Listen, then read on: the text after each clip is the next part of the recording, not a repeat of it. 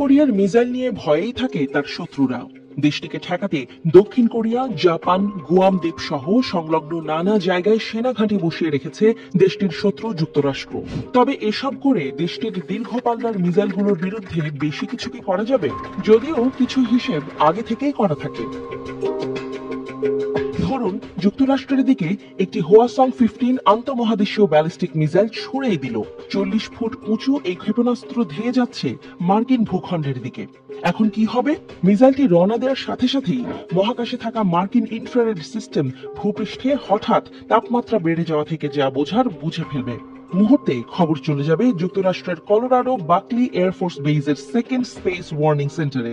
দেশটির সব missile defence সিস্টেমকে সতর্ক করে দেওয়া হবে তখনই। একটি geostationary satellite missile launching confirm করবে।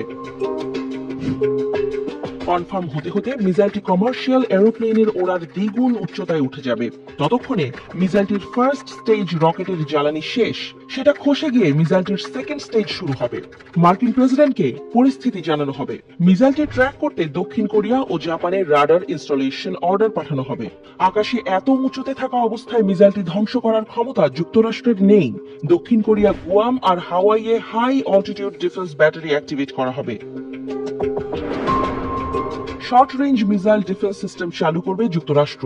AEGIS ইকুইপড ওয়ারশিপগুলো শর্ট রেঞ্জ SM-3 মিসাইল নিয়ে তৈরি থাকবে, কিন্তু হোয়াসং 15 ICBM ঠেকানোর ক্ষমতা এসবের নেই। 44টি ইন্টারসেপ্টর মিসাইলের হোমল্যান্ড ডিফেন্স সিস্টেম চালু করা হবে। এগুলোর রেঞ্জ তুলনামূলক বেশি। এতক্ষণে বোঝা যাবে যে উত্তর কোরিয়ার মিসাইল হাওয়াই অথবা আরো পূর্বে যুক্তরাষ্ট্রের মূল ভূখণ্ডের দিকেই আসছে।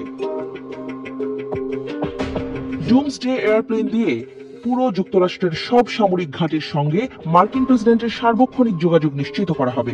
মার্কিন নিউক্লিয়ার ট্রায়াডকে অফিসিয়ালি অ্যালার্ট করা থাকবে। সকল সেনাকে যার যার স্টেশনে রিপোর্ট করতে বলা হবে। যুদ্ধ বিমানগুলোকে নিউক্লিয়ার মিশনের জন্য তৈরি করা হবে।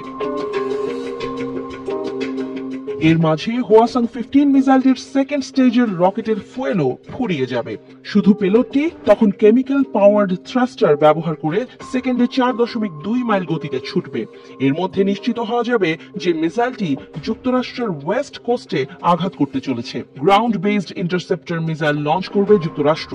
নিউক্লিয়ার ফুটবল আর কমিউনিকেশন ডিভাইস নিয়ে এয়ারফোর্স 1-এ চড়ে বসবে মার্কিন প্রেসিডেন্ট। দক্ষিণ কোরিয়া থেকে নিঃশব্দ ব্ল্যাক হক হেলিকপ্টারে করে উত্তর কোরিয়ায় অভিযান চালানো হবে সম্ভাব্য আরো নিউক্লিয়ার অ্যাটাক থামাতে। ওয়ারহেডটি এখন ট্র্যাক করা যাবে। ট্র্যাকিং ডেটা ব্যবহার করে বোঝা যাবে লস অ্যাঞ্জেলেসে বিপদ নেমে আসছে। রওনা দেবে 4টি ground based interceptor missile. Missile ওয়ারহেডটি থেকে 8টি ছোট ওয়ারহেড বেরিয়ে আসবে। এগুলো প্রতিটি নিউক্লিয়ার ওয়ারহেড হতে পারে, অথবা 7টি হতে পারে ধোঁকা। আসল ওয়ারহেডটি ধ্বংস করা ঠেকাতে এমন চাতুরি, কিন্তু মার্কিন হাইটেক ব্যবহার করে আসল ওয়ারহেডটি শনাক্ত করা যাবে হয়তো। ধেয়ে যাবে ইন্টারসেপ্টর মিসাইলগুলো। এগুলোর এক্সো অ্যাটমসফিয়ারিক কিল ভেহিকল ধ্বংস করতে চাইবে ওয়ারহেডটিকে। সফল হলে তা বোঝা যাবে আলোর বিশেষ ঝলকানি দেখে। আর ব্যর্থতা যুক্তরাষ্ট্রের বুকে ডেকে আনবে লাখো মানুষের মৃত্যু আর বিভীষিকা।